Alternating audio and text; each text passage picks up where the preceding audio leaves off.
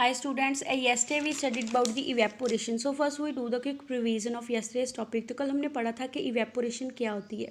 जैसे कहता हम अपनी डेली लाइफ से कुछ एग्जांपल लेते हैं जिस दौरान कहता है लिक्विड अपने बॉइलिंग पॉइंट के ऊपर पहुंचने से पहले क्या हो जाता है, वेपर स्टेट में कन्वर्ट हो जाता है। जैसे हमने एग्जाम्पल डिस्कस करी थी, कहता जब हम वाटर को अनकवर छोड़ देते हैं, उसको कवर नहीं करते हैं, वो स्लोली किस में चेंज हो जाता है, वेपर्स में चेंज हो जाता है। ऐसे कहता जो गीले कपड़े होते हैं वो भी क्या हो जाते हैं, कुछ टाइम बाद सूख जाते हैं। कहता है इन दोनों केसेस में वाटर को क्या होता है, कहता जैसे हमें पता है कि मैटर के जो पार्टिकल है वो हमेशा क्या करते रहते हैं, मूव करते रहते हैं, वो कभी भी रेस्ट के ऊपर नहीं होते। कहता है किसी गिवन टेम्परेचर के ऊपर चाहे गैस के पार्टिकल हो, चाहे लिक्विड के पार्टिकल हो, चाहे सॉलिड के पार्टिकल हो, कहता है सभी के पार्टिकल में क्या होती है, different amount of kinetic energy present होती है। कहता है लिक्विड के केस में कुछ फ्रैक्शन ऑफ पार्टिकल ऐसे होते हैं सरफेस के ऊपर जिनमें क्या होती है, बहुत ज़्यादा हाई काइनेटिक एनर्जी होती है। वो कहता क्या करते हैं, जो बाकी की नेबरिंग मॉलिक्यूल के साथ फोर्स ऑफ अट्रैक्शन होती है उसको ब्रेक करके किस में कन्वर्ट हो जाते हैं, वेपर स्टेट में कन्वर्ट हो जाते हैं। कहते हैं जो फिनोमिना होता है लिक्विड स्टेट से वेपर स्टेट में कन्वर्ट होने का अपने बॉइलिंग पॉइंट के ऊपर पहुंचने से पहले, उस फिनोमिना को हम क्या बोलते हैं, इवेपोरेशन बोलते हैं। नेक्स्ट हमने डिस्कस करे थे फैक्टर्स अफेक्टिंग इवेपोरेशन के, कौन से फैक्टर हैं जो इवेपोरेशन को अफेक्ट करते हैं।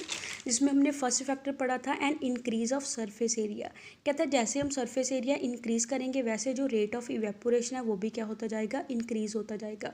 बिकॉज कहता है जो इवेपोरेशन होता है वो क्या होता है, एक सरफेस फिनोमिना होता है, वो सरफेस के ऊपर होती है। कहता है जितना सरफेस एरिया बड़ा होगा उतनी ज़्यादा क्या होगी, इवेपोरेशन होगी। नेक्स्ट सेकंड फैक्टर हमने पढ़ा था इंक्रीज ऑफ टेम्परेचर। कहता है टेम्परेचर इंक्रीज करने के साथ पार्टिकल में क्या आ जाती है, ज़्यादा काइनेटिक एनर्जी आ जाती है। कहता है जितनी ज़्यादा काइनेटिक एनर्जी होगी उतना फास्टली वो वेपर स्टेट में कन्वर्ट होते हैं।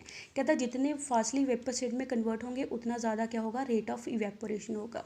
नेक्स्ट थर्ड फैक्टर में पढ़ा था डिक्रीज इन ह्यूमिडिटी। कहता है ह्यूमिडिटी में डिक्रीज होने से हमारे पास रेट ऑफ इवेपोरेशन क्या होगा, इंक्रीज होगा। कहता है ह्यूमिडिटी क्या होती है कि कितने amount of water vapour present होते हैं हवा में। जैसे कहता है हमारी जो आसपास की हवा है उसमें क्या होता है, definite amount of water vapour present होते हैं किसी गिवन टेम्परेचर के ऊपर। कहता अगर जो अमाउंट है वाटर की एयर में ऑलरेडी हाई हो, ऑलरेडी कहता हवा में ज़्यादा वाटर वेपर प्रेजेंट हो, उस दौरान जो रेट ऑफ इवेपोरेशन है वो क्या हो जाता है, डिक्रीज हो जाता है। नेक्स्ट फैक्टर हमने पढ़ा था इंक्रीज इन विंड स्पीड। कहता जितनी ज़्यादा विंड की स्पीड होगी उतना रेट ऑफ इवेपोरेशन क्या होगा, फास्ट होगा। कहता है जो कॉमन ऑब्जर्वेशन है कि जिस दिन हवा चल रही होती है उस दिन कपड़े हैं वो जल्दी सूख जाते हैं। बिकॉज कहता है उस दिन क्या होता है कि जो हवा की स्पीड के साथ जो पार्टिकल्स होते हैं वाटर वेपर के वो क्या कर जाते हैं, मूव कर जाते हैं। एज अ रिजल्ट कहता है जो वाटर वेपर की अमाउंट है वो सराउंडिंग में क्या हो जाती है, डिक्रीज हो जाती है। Now we come to today's topic that is how does evaporation cause cooling. आज हम पढ़ेंगे कि इवेपोरेशन से कूलिंग कैसे होती है, ठंडक कैसे होती है। जैसे कहता है अगर हम खुले बर्तन में लिक्विड को इवेपोरेट होने के लिए रख देते हैं, कहते जो पार्टिकल्स होते हैं लिक्विड के वो क्या करते हैं, सराउंडिंग से एनर्जी को एब्जॉर्ब करते हैं। कहता है वो सराउंडिंग से एनर्जी को क्यों एब्जॉर्ब करेंगे, बिकॉज कहता है जो एनर्जी उन्होंने लूज करी है इवेपोरेशन के दौरान उस एनर्जी को दोबारा गेन करने के लिए क्या करते हैं, सराउंडिंग से एनर्जी को एब्जॉर्ब कर लेते हैं। कहता है जो एब्जॉर्प्शन होती है एनर्जी की, सराउंडिंग से जो एनर्जी को एब्जॉर्ब करते हैं जिस वजह से कहता है जो सराउंडिंग होती है वो क्या हो जाती है, ठंडी हो जाती है। बिकॉज कहता है जो सराउंडिंग की हीट होती है उस हीट एनर्जी को क्या करते हैं, जो लिक्विड के पार्टिकल्स है वो गेन कर लेते हैं। एज अ रिजल्ट कहता जो सराउंडिंग है वो क्या हो जाएगी, ठंडी हो जाएगी। जैसे हम एग्जांपल लेके एक्सप्लेन करेंगे, कहता जब हम एसीटोन को या फिर नेल पॉलिश रिमूवर को अपनी हथेली के ऊपर डालते हैं तो हमारी हथेली पे ठंडक महसूस होती है। वो कहता है किस वजह से होती है, बिकॉज कहता जो नेल पॉलिश रिमूवर के पार्टिकल्स होते हैं वो एनर्जी को गेन कर लेते हैं हमारी पाम से, हमारी हथेली से। हमारी हथेली में कहता जो हीट एनर्जी होती है उसको क्या कर लेते हैं, एब्जॉर्ब कर लेते हैं, या फिर सराउंडिंग से एनर्जी को एब्जॉर्ब कर लेंगे एंड वो क्या हो जाते हैं, इवेपोरेट होते हैं। कहता हमारी हथेली की हीट को एब्जॉर्ब करके वो इवेपोरेट हो जाते हैं। एज अ रिजल्ट कहता जो हमारी हथेली है वहाँ पे क्या होती है, ठंडक महसूस होती है। कहता जब बहुत ज़्यादा गर्मी वाला दिन होता है उस दिन लोग क्या करते हैं, घर की छत के ऊपर पानी को स्प्रिंकल करते हैं, पानी का छिड़काव करते हैं, या फिर ओपन ग्राउंड में पानी को स्प्रिंकल करते हैं।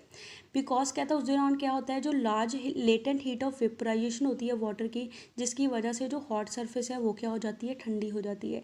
जैसे कहता जो धरती की हीट होती है उस हीट एनर्जी को एब्जॉर्ब करके जो वाटर है वो क्या हो जाता है, इवेपोरेट हो जाता है। एज अ रिजल्ट क्या था, जो धरती है उसमें हीट क्या हो जाती है, कम हो जाती है, जिस वजह से हमें धरती क्या लगती है, ठंडी लगती है। Next is why should we wear cotton clothes in summer. कहता है हमें गर्मियों के दिनों में कॉटन के कपड़े क्यों डालने चाहिए। कहता है गर्मियों के दिनों में क्या होता है, हमें पसीना ज़्यादा आता है, बिकॉज वो हमारी बॉडी का क्या है, मैकेनिज्म होता है, जिस वजह से हमारी बॉडी ठंडी रहती है। जैसे कहता है हमें पता है कि इवेपोरेशन के दौरान क्या होता है कि जो लिक्विड के पार्टिकल्स होते हैं सरफेस के ऊपर, वो एनर्जी को सराउंडिंग से गेन करके क्या हो जाते हैं, वेपर स्टेट में कन्वर्ट हो जाते हैं। कहता है जो कॉटन होती है, कॉटन क्या है, वो गुड एब्जॉर्बर होती है वाटर का, वो क्या करती है, वाटर को एब्जॉर्ब कर लेती है। कहता है जिसके कारण वो हमें जो पसीना आता है, अगर हम कॉटन के कपड़े पहनेंगे, वो हमारे पसीने को क्या कर लेगी, एब्जॉर्ब कर लेगी, एंड वो किसके कॉन्टैक्ट में आ जाती है, एटमॉस्फेयर के कॉन्टैक्ट में आ जाती है। जिस वजह से कहता है जो पसीना होता है वो एटमॉस्फेयर से एनर्जी को क्या कर लेता है, गेन करके किस में चेंज हो जाता है, इवेपोरेट हो जाता है, वेपर स्टेट में कन्वर्ट हो जाता है। एज अ रिजल्ट कहता है जिसकी वजह से हमारी बॉडी को क्या होती है, ठंडक महसूस होती है।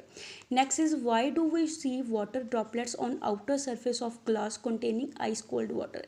कहता है जिस गिलास में हम ठंडा पानी डालते हैं, उस गिलास के बाहर हमें छोटे छोटे वाटर ड्रॉपलेट्स क्यों दिखते हैं।